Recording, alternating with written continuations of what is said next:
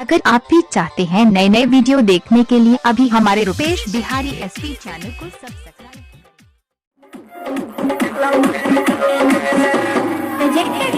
आप देख रहे हैं रुपेश बिहारी एसपी चैनल से।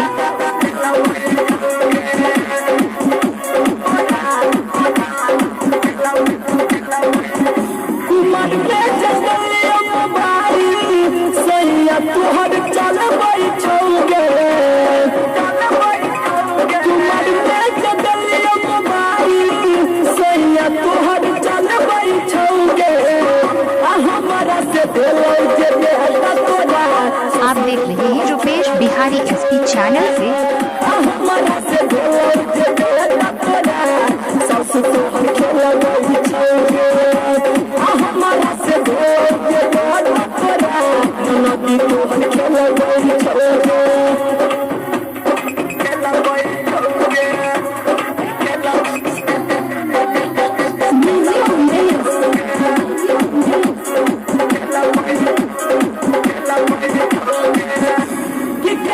आप देख रहे हैं रुपेश बिहारी एसपी चैनल से।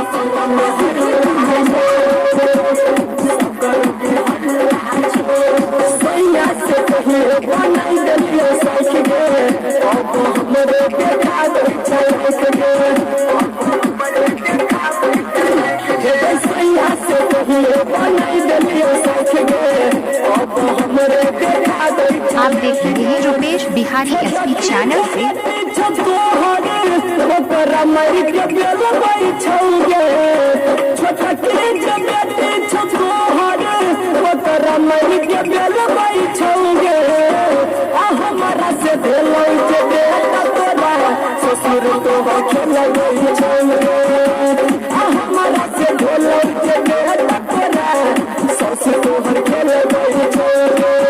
आप देख रहे हैं रुपेश बिहारी एसपी चैनल से।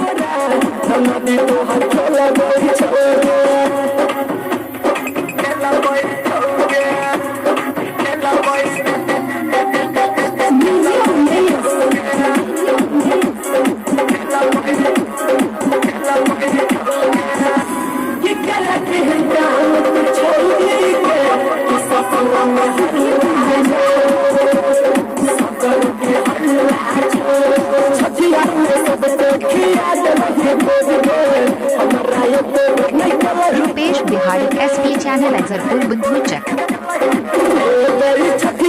आप देख रहे हैं रुपेश बिहारी एसपी चैनल से।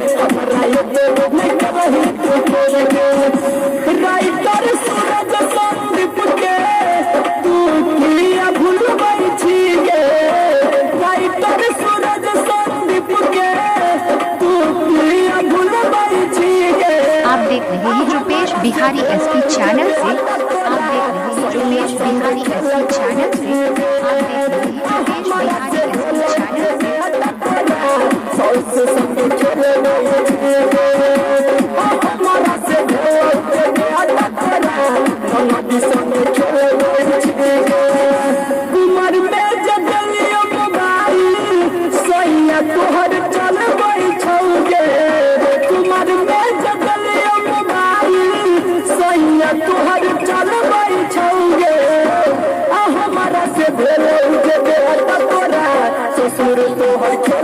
हैं रुपेश बिहारी एसपी